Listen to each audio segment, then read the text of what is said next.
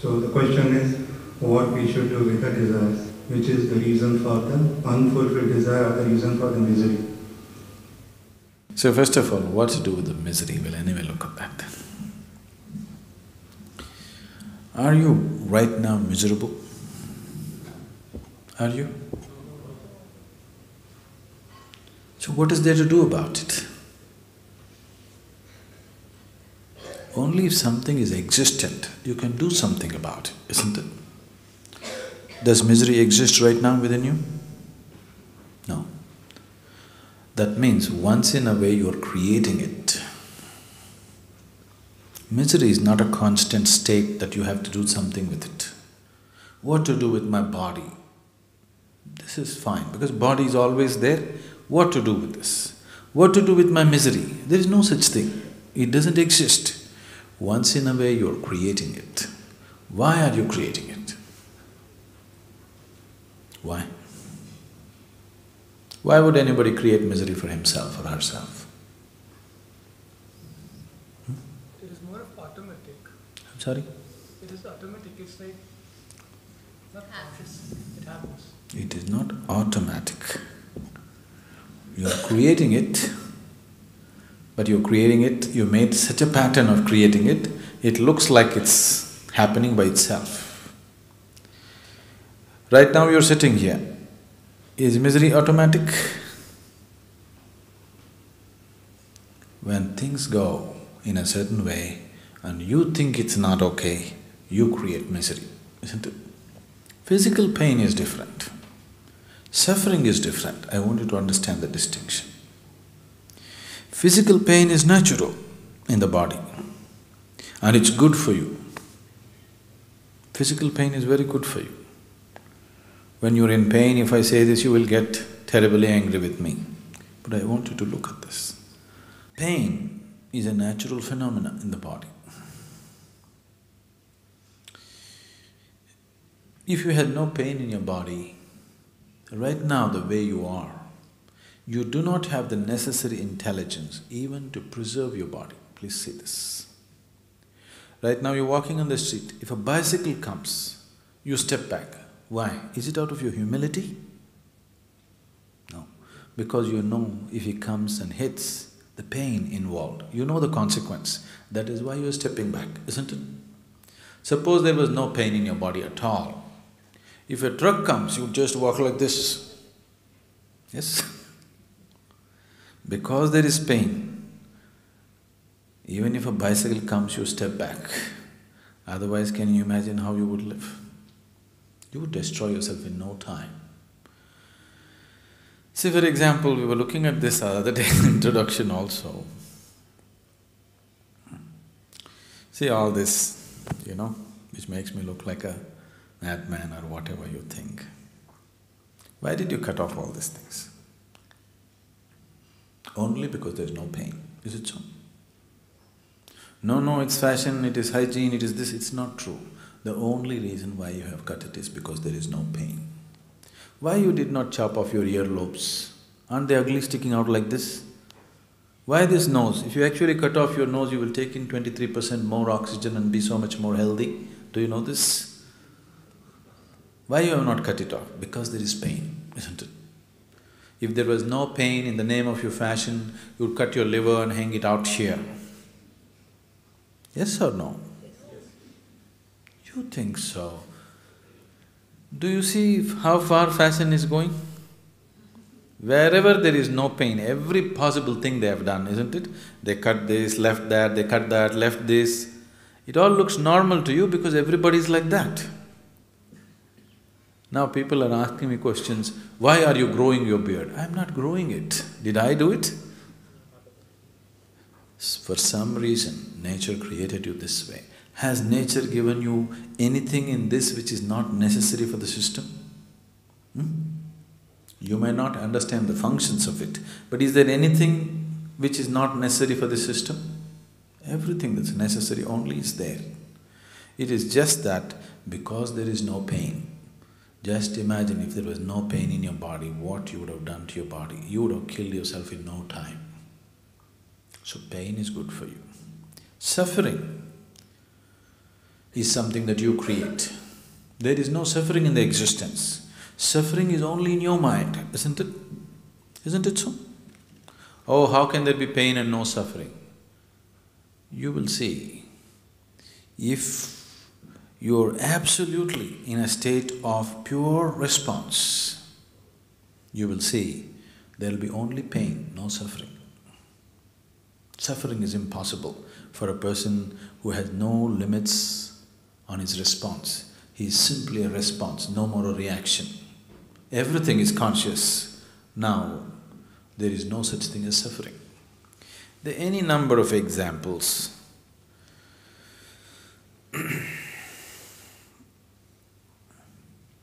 In my own life, I've gone through a surgery without any anesthesia.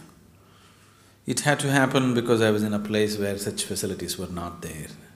As the doctor is performing this, he's huffing and puffing. I'm having a conversation with him. After that, he asked me, "What is this? Is there no pain in your body? You're just talking to me." There is terrible pain, unbearable pain. But suffering need not be created. You can't just see the pain. It hurts, but it doesn't make you suffer. There's a distinction between the two. That distinction is not there because the necessary awareness has not come, that's all. The more famous examples are, for example, Jesus was crucified. Somebody was driving nails into his hands and legs, and it seems sad, "Forgive them, they know not what they're doing." Can a man say this if he's suffering? Does it mean there's no pain in his body? Probably his body is much more sensitive than most people. There is enormous pain, but there is no suffering. Because suffering is always self-created. It doesn't matter what kind of suffering you go through. Suffering is always 100% self-created. One who sees, "I am absolutely responsible for everything that is," this being is free from suffering. This is the end of suffering. There can be no suffering in that being. Suffering has come because you're not in touch with truth. You're not in touch with fundamental realities of life. You are in half illusion, half experience state. You have assumed too many things. You have assumed yourself to be many things that you are not. You identified yourself with many things that you are not. That is why suffering is happening. You heard of, there are Tamil Nadu people, you heard of Sadashiva Brahmendra? Sadashiva is a Nirkaya. Nirkaya means a bodiless yogi. Does it mean he has no body? That's not the point. He has a body, but is in his experience. There is no sense of body. This will happen to you. Some of you felt it today in parts of the body. When you're doing Shambhavi, some of you notice your hands or legs seem to be missing. Have you noticed this? Some part of your body seems to be missing. It's missing means it's not gone anywhere. It is just that when the energy gains a certain level of intensity, that part of the body raises beyond the limitations of the senses. And now, in your experience, it's like it's not there. One day it may happen, you're doing your Shambhavi, suddenly you find your body has disappeared. Don't get alarmed. When you open your eyes, it will be waiting for you. It cannot go anywhere.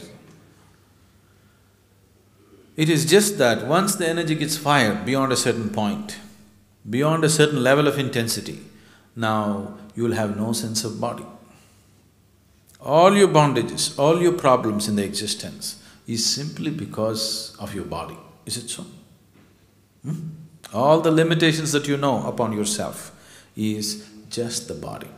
If you can be here in the body and still not experience yourself as the body, you cannot experience right now, but can you imagine the volume of freedom one has? You're free from the very process of life and death, isn't it? Yes? Once you're not this body, once in your experience there's a clear space between you and the body, the very process of life and death cannot touch you anymore. So, misery is because you're unconsciously creating it. The only reason why anybody will create misery is because they know not what they're doing, isn't it? That means they're unaware. Only because you're unaware, you would cause misery to yourself. If you're aware, would you cause misery to yourself? Not at all, isn't it? So desire is just life trying to find its original nature. What is prayer? And who should I pray and what for? Prayer means you are making an attempt to speak to God. Yes? Isn't it so? You're making an attempt to speak to God. What kind of prayers do you do? Depending upon your culture, your family, accordingly that kind of prayer, isn't it? Now you come from traditional Indian family, you know some complex Sanskrit prayers, or Greek and Latin prayers, or some simple prayer in English or whatever. Depending upon what kind of background, that's the type of prayer. What language, what you do is not the point, but fundamentally you're making an attempt to speak to God. That's the attempt. All of you have prayed? Quite a lot?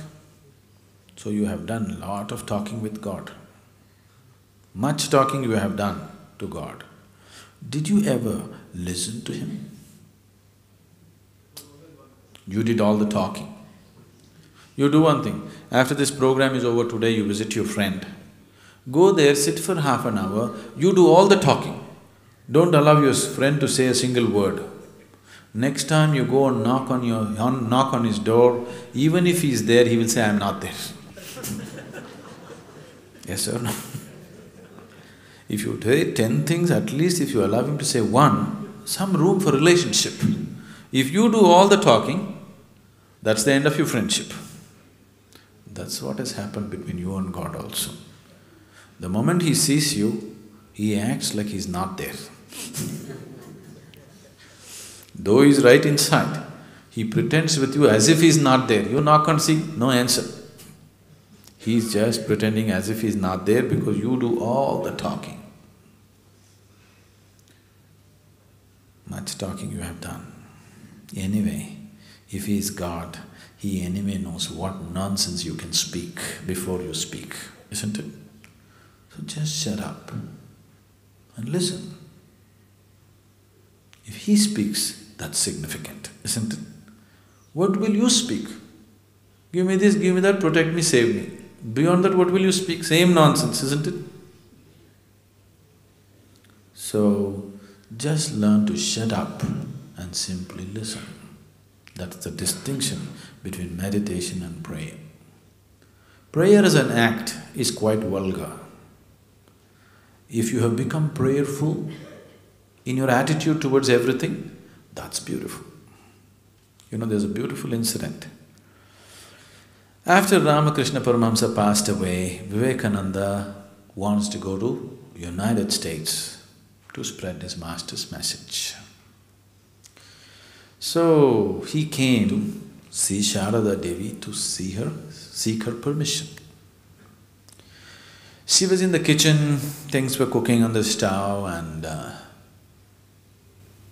he went and asked her, like this, I want to go to United States to take his message to the people. So, Sharada was busy cooking and she said, Naren, can you give me that knife? He just picked up and gave the knife.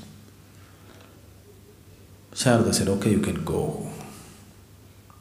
Then he noticed, everything is already on the stove, all cutting is over. But she asked for the knife. Then he said, why did you ask for the knife? I see everything is already on the stove. She just smiled. Just the way he gave his knife, she wanted to see whether he's fit to go or not. The way you do things can be extremely prayerful. Because you say blah blah blah blah, that's not prayer. You have become prayerful in your attitude. With everything you have reverence. Not just with one thing. You must know this. In your life, If one thing is sacred, another thing is filthy, you're lost forever. There are two ways to grow. There are two ways to break your bondages. One thing is you see everything as sacred, or you see everything as absolutely filthy. Both ways it'll work. There are certain types of yogis who see everything as sacred. They bow down to just anything, a stone or a stick or a plant or an animal, they bow down. This is one type. There's another kind of yogi, every day in the morning gets up, he starts with the filthiest words for Shiva. Shiva, his mother, his father, everybody he abuses absolutely from morning to evening. Anything that he sees, whether it's a human being or a dog or an inanimate thing, he curses everything, including his God. He will grow faster, but it's a more difficult path. A path like that you can't live in social situations. So these are two choices. But in your mind, if one thing is sacred, another thing is filthy, you will miss the boat. So either you go this way, infinite or zero, both ways you'll get there, both are same. 1, 2, 3, 4, 5, you're lost forever. Do you understand the fundamental mechanics of this? How do people, with serious mental illness, how they responded to your processes, programs, residential program at the ashram? Is it something that one should recommend that they go through? What do you say? If they're in a reasonably balanced condition where at least we can talk to them, they can understand what we are speaking, if they're in that condition, yes, we can definitely help. If they've gone beyond that they cannot even perceive what you're talking, they cannot be kept in one place, they're violent, first it's better to go through a phase of medication. When they come to reasonable control, then we could attempt something else. This is I'm talking about people who are under medication and fairly stabilized. Yes, such people definitely we can help. I don't want to say such things. There are any number of people who have come out of it. It does not mean all of them have come out of it. But one thing I can assure you, definitely we can lower the dosages of medicine within 3 to 6 months' time, significantly. All of it going away depends on what type of damage has happened in a particular individual. And for many people, their illness is circumstantial. Lot of psychological disorders are circumstantial. But for some, it's pathological. It's a different state altogether. So accordingly, it takes different amount of time. And another thing is, after we teach him something, how much support he has around him. Is somebody taking care to make sure he does these things? All these factors are there. But can he be helped in some way? Definitely. There's no question about that. Skin disorder also. We can peel off the skin. There are certain pranayams and kriyas which will help. Yes. But once again, yoga is not a treatment, yoga is not a therapy, yoga is a discipline. If you bring it as a discipline into your life, health will come, but you don't use it like medicine. Some of us, we have not seen God or have not felt God.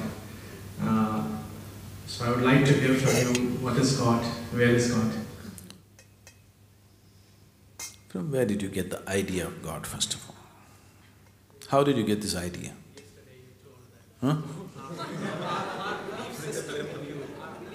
Belief system, all right. Now, even the belief system, when I say you, I'm not meaning you as a person. Okay, even to develop this belief system, from where did we get this idea? Society, culture. Where did the society get the idea from? That's what I'm asking.